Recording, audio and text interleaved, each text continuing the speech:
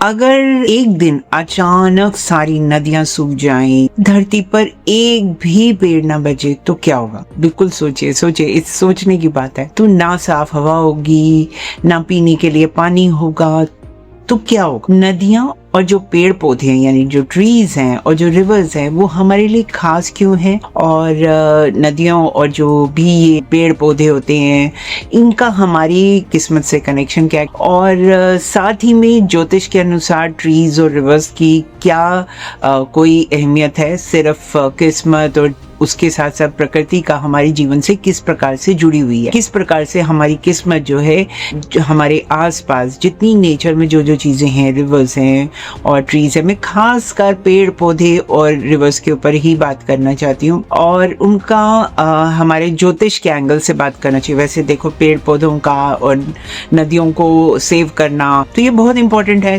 हमें अपनी रिवर्स की, अपने नेचुरल रिसोर्सेज की बहुत कदर करनी चाहिए और उसको गंदा नहीं करना चाहिए नदियों को, और पेड़ पौधे नहीं काटने चाहिए। पर फिर भी ना जाने क्यों, किस लिए हम इंसान जो है बिल्कुल बिना माइंडलेसली अपने घर बनवा रहे हैं, कुछ कर रहे हैं, तो पेड़ पौधे कोई थॉट ही नहीं है इसके पीछे, ना उसके लिए कि। पर मैं एक सोशल एस्पेक्ट्स के अलावा, मतलब जो हम सोशली तो नहीं करना चाहिए, तो हम सब जानते हैं।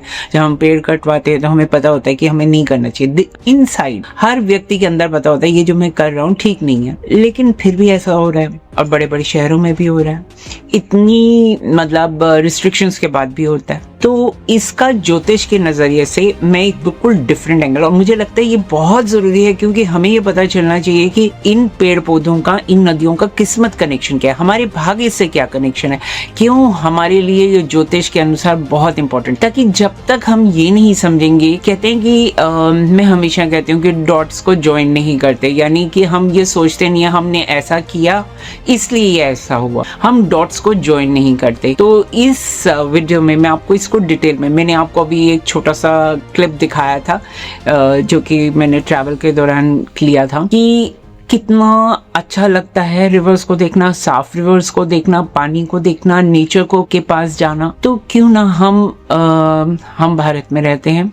एक समय हमारा देश जो था भारत सोने की चिड़िया मानी जाती थी, लेकिन हम इसको नेचर के, मतलब प्रकृति से जोड़ सकते हैं, अपनी किस्मत को बेटर बना सकते हैं। धन संपत्ति किस प्रकार से कनेक्टेड है, इस वीडियो में करेंगे। जब तक हम एज ए ह्यूमन बीइंग बहुत स्वार्थी होते हैं, जब तक हम ये नहीं समझेंगे कि हमारी भाग्य इससे कनेक्टेड है, तब तक तो हम कुछ नहीं करने वाले, हम कुछ नहीं करेंगे। तो मैं इस वीडियो को स्पेशली इसलिए बना रही हूँ कि मैं चाहती हूँ कि आप लोग ज्योतिष शास्त्रों में क्या लिखा है और ज्योतिष शास्त्र कैसे कहता है कि कौन सी, किस तरह से ये ट्रीज और रिवर्स हमारे भाग्य से जुड़े हैं, उसी पे बात करते हैं। हम जो प्राचीन समय से आज तक टिल डेट, अमन मैं बहुत पुरानी बातें नहीं कर रही, मैं आज तक कह रही हूँ कि हम लोग नदियों को माँ का दर्जा देते हैं, माँ मानते हैं। गंगा हो, यमुना हो, सरस्वती हो, तो हम इनको केवल नदियां ही नहीं कहते, हम कहते हैं कि ये हमारी आस्था है, ये हमारा धर्म। हम मानते हैं कि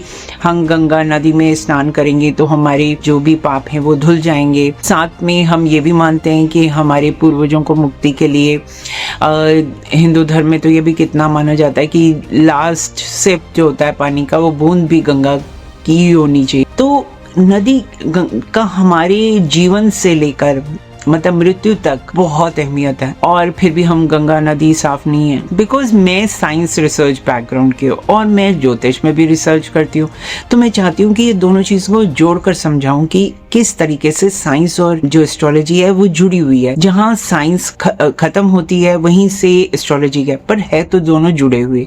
और बहुत ही रिसर्च का एक तरीके से पॉइंट है कि क्यों ये नदियां हमारे लिए इम्पोर्टेंट है। तो जीवन जो, देखिए जितनी नदियां होती हैं, ना केवल वो हमारे पानी पीने के लिए मिलता है, बल्कि हमारी इरिगेशन, हमारी खेती बाड़ी, सब कुछ उस पर निर्भर करती है। वर्षा पे तो कितना कोई निर्भर कर सकता है, और वर्षा भी तो पेड़ों से ही कनेक्टेड है। जब बहुत हरियाली होती है वहाँ बहुत वर्षा होती है। तो जीवन में जो पेड़ होते हैं, अब पेड़ों की बात करें तो पेड़ों के बारे में सोचिए, हम तो पेड़ों को देवता मानते हैं। हम मानते हैं कि पेड़ों पे में जो है देवताओं का वास होता है। सोचिए, पीपल का पेड़ है, मतलब घर में उग जाए, कोई व्यक्ति उसकी दीवार को भी होगा तो कभी नहीं छेड़ेगा, कभी नहीं उसको करेगा। बरगद का पेड़ हो, ये पूजा करते हैं, हम मानते हैं कि सारे देवता देवी देवता इनमें वास करते हैं। क्यों? जो व्यक्ति जो नदियों की पेड़ों का सम्मान करेगा, भाग्य उसी का उदय होगा। इस प्रकार से ज्योतिष शास्त्र में लिखा हुआ है। अगर आपके चाहे आपका अपना भाग्य हो, आपके बच्चों से कनेक्टेड हो, उन्हीं व्यक्ति का भाग्य राइज करेगा जिनका कि जो पेड़ों को रिस्पेक्ट करते हो उनके लिए। जब मैं सम्मान की बात करती हूँ तो ये सिर्फ पूजा तक नहीं कहती हूँ, मैं काटने और इन सब चीज़ों को इंक्लूड करती हूँ। वैदिक शास्त्र के अनुसार जो है, वैदिक ज्योतिष शास्त्र के अनुसार जो है, हमारा पूरा जीवन जो है 5 तत्वों पर आधारित है, जिसमें होगा पृथ्वी, जल, वायु, अग्नि, आकाश। मीनिंग अगर मैं इंग्लिश में कहूँ तो earth, water, air, fire and space. जब ये सारे 5 तत्व जो होते हैं, जो कि सृष्टि में भी हैं और हर व्यक्ति के अंदर भी हैं, जब ये पूरे 5 तत्व जो होते हैं बैलेंस में होते हैं तो जीवन बहुत सुंदर होता है, मन शांत रहता है और भाग्योदय होता है। अब शहरों में अब बहुत पोल्यूशन हो रहा है, पेड़ कट रहे हैं, नदियों तो कहाँ कोई रह गई, और हैं भी तो बहुत ही पोल्यूटेड हैं, पेड़ कटते जा रहे हैं। तो इस कारण हमारा जो मानसिक है, हमको कितनी बीमारियां आज के टाइम में, सब लोग डिप्रेशन की, कितने लोग मेरे पास आते हैं जो कहते हैं कि हमने डिप्रेशन की मेडिसिन ले रहे हैं, या फिर उनको कोई ना कोई मतलब शारीरिक प्रॉब्लम्स हैं, हेल्थ रिलेटेड इश्यूज है, क्योंकि मतलब ब्रीदिंग इश्यूज आएंगे जब आप साफ हवा नहीं मिलेगी, पानी साफ नहीं मिलेगा, तो कितना है। तो अगर ये इम्बैलेंस है नहीं है तो और क्या है। अब मैं आपको एक एस्ट्रोलॉजिकली कुछ उपाय भी बताती हूँ, जैसे मतलब उदाहरण देती हूँ आपको। जैसे हम लोगों में बोला जाता है कि एस्ट्रोलॉजी में, मान लीजिए मेष राशि है, भरणी नक्षत्र है, तो आंवले का पौधा लगाओ। अगर आप आंवले का पौधा लगाते हो तो आपके करियर जो है उसकी देख रेख करते हो तो आपका करियर अच्छा हो जाता है, आपकी पर्सनल लाइफ बेटर होती है और लक्ष्मी का वास होता है आपके घर में। अगर पीपल जो कि पुष्य नक्षत्र से है तो शनि के लिए बोला जाता है, करियर के लिए, हेल्थ के लिए, स्पेशली जिन लोगों को लेग्स की प्रॉब्लम होती है। देखो कितना बोलते हैं ना कि रात्रि के समय, शाम के समय दिया जलाओ, खास फेस्टिवल्स में भी बोला जाता है। वहाँ एक नक्षत्र पूर्व भाद्रपद, ये जुपिटर से कनेक्टेड है, गुरु ग्रह से कनेक्टेड है और वो आम पेड़ से कनेक्टेड है। और उत्तर भाद्रपद जो नक्षत्र है वो शनि ग्रह से है, तो नीम लगाने के लिए। तो जो ग्रह आपकी कुंडली में कमजोर है, जिस ग्रह से जुड़ी कोई प्रॉब्लम चल रही है, तो उस पेड़ की पूजा करना, उस पेड़ को लगाना, उसको सींचना आपके भाग्य की वृद्धि करेगा, आप अपनी लाइफ में ग्रो करेंगे। तो हम क्यों वेट कर रहे हैं कि कोई ऐसा उपाय बता दें जो कि 2 मिनट का हो और हमारी जिंदगी बदल जाए। लेकिन हम ये अपनी, अगर, क्योंकि आजकल हम लोग सब फ्लैट्स में, कई लोग छोटे छोटे घरों में भी रहते हैं, ऐसी जगहों में रखते हैं जहाँ पेड़ नहीं लगाया जा सकता, तो वहाँ कहीं जो सामाजिक जो जैसे पार्क वगैरह होते हैं वहाँ पर भी परमिशन के साथ आप लगा सकते हैं। और फिर ये आप अपने पे कर लीजिए कि भाई इस पेड़ की देख रेख है। और जो जैसे मैंने आंवला बताया, ऐसे बहुत पौधे और भी होते हैं, जैसे आप तुलसी लगाते हैं अपने घर में, ऐसे आप अपने घर में गमले में भी लगा सकते हैं, शमी का पेड़ लगा सकते हैं, पौधा लगा सकते हैं गमले में। जो शमी का पौधा होता है वो भी शनि के लिए होता है। आप अपने घर की बालकनी हो, चाहे फ्लैट या अपार्टमेंट में रहते हो, अगर बड़ा घर है तो वहां तो आपके पास ऑफ कोर्स बहुत स्पेस है, आप कुछ भी लगा सकते हैं। तो आप ग्रह को आपकी कुंडली में कमजोर है और जो कारण है, मान लीजिए आपको नहीं पता एस्ट्रोलॉजी के बारे में, तो आप ये देखिए कि किस चीज की मुझे प्रॉब्लम हो रही है। और अगर आपको अपना जन्म नक्षत्र पता है, आप अपनी कुंडली में से देख सकते, फिर तो आपको सीधा सीधा उसी ग्रह से जुड़ा ही पेड़ और पौधा लगाना चाहिए। अब देखिए, मान लीजिए, अब मैं नदियों पे भी बात करती हूँ, मान लीजिए किसी कुंडली में चंद्रमा और केतु का है, तो चंद्रमा कमजोर है, पीड़ित है, तो उसमें हमारी, आपने देखा भी होगा कि हमेशा खासकर बोला जाता है गंगा नदी में स्नान कीजिए, कोई फेस्टिवल आता है या कोई खास, क्योंकि उस दिन जो फेस्टिवल्स होते हैं हमारे हिंदू धर्म में, इनफैक्ट मैंने देखा है कि ऑल ओवर वर्ल्ड ये किसी ना किसी नक्षत्र, ग्रह गोचर पर ही डिपेंड करते हैं। आप देखेंगे सभी धर्म के लोगों के उसी दौरान में ही सारे फेस्टिवल्स आएंगे। फास्टिंग का टाइम आएगा तो हिंदू मुस्लिम सबके उसी टाइम में ही फास्ट वगैरह होंगे, इवन क्रिश्चियंस का भी।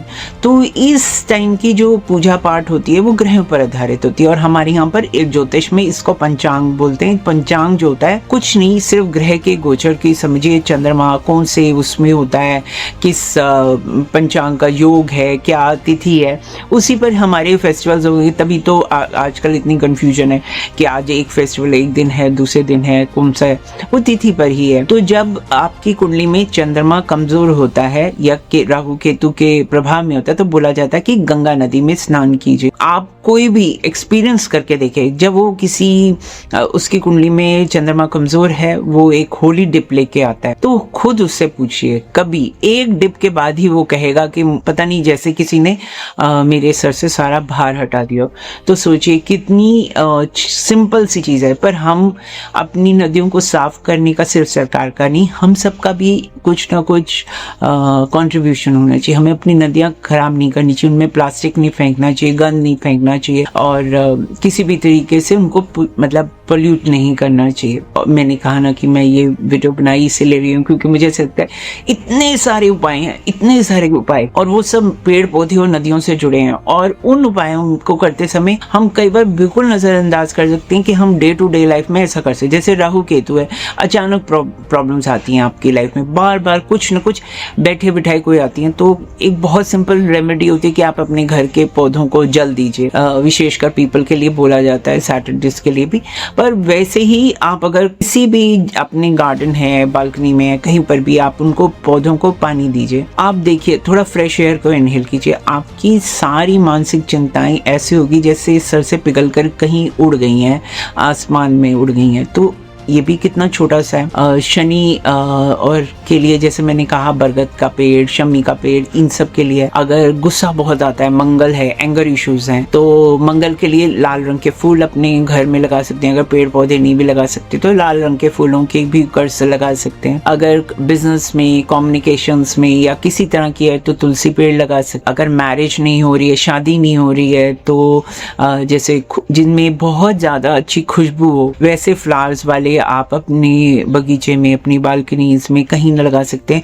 तो हम देखेंगे मैरिड लाइफ भी अच्छी होती है। वैसे तो नीम का पेड़ भी बहुत अच्छा होता है कि अगर डिले हो रही होती है मैरिज में या हस्बैंड वाइफ की नहीं बन रही होती है, तो नीम का पेड़ की एक टहनी भी लगा लीजिए पौधे पे, तो गमले में, तो वो भी ठीक है। सिर्फ एक पौधा या नदी आपकी पूरी एनर्जी शिफ्ट कर देती है, आपकी पूरी डेस्टिनी को बदल सकती है। तो हम किस चीज की वेट कर रहे हैं कि हम को कौन आके ये बताएगा कि हमको ये चीज, मतलब जैसे हम कहते हैं ना कि चीजें सामने होती है, चीज सामने है, रास्ता सामने है, पर हम बहुत घूम रहे हैं, इधर उधर देख रहे हैं, कोई हमारी मदद कर दे, हम लाइफ में इतनी प्रॉब्लम्स आ रही हैं, और जो चीज़ें सामने है, प्रत्यक्ष रूप से सामने दिखाई देती हैं कि ये चीज़ करें, और बिल्कुल, और लिखा है, सब जगह लिखा है, सभी ग्रंथों में, सभी शास्त्रों में, धर्म में, ज्योतिष शास्त्र में, इवन धार्मिक सारी चीज़ों में। तो हम किस लिए रुक रहे हैं? और आज मैंने अपना जो धर्म और ज्योतिष को जोड़ के बताया कि किस तरह प्रकृति हमारे लिए इम्पोर्टेंट है, खास है। और मैं आशा करती हूँ कि मेरा एक छोटा सा प्रयास है, आई एम श्योर कि हर व्यक्ति अगर अपना अपना छोटा सा भी एक कंट्रीब्यूशन करेगा तो जितनी बढ़ती पोल्यूशन है, क्योंकि नहीं तो एक समय ऐसा आएगा, जैसे मैंने वीडियो के शुरू में कहा था, सोचे कि नदियाँ सूख जाएं और धरती पर एक भी पेड़ ना बचे। तो मैं ये नहीं कहना चाहती, पर मैं ये कहना चाहती हूँ कि जो साफ हवा होगी ना, एक लग्जरी हो जाएगी एक टाइम में। आप लग्जरी से मेरा मतलब होगा कि जिस तरह से हम महंगे महंगे कपड़े और चीज़ें खरीदते हैं, उसी तरह से एक दिन हमारे लिए साफ हवा भी हो जाएगी। तो हम उस चीज़ की वेट नहीं करें, हम अभी से प्रयास करें कि अपनी कोशिश से, कितना भी छोटा क्यों ना हो, हमारा जीवन जो है बेटर हो सके।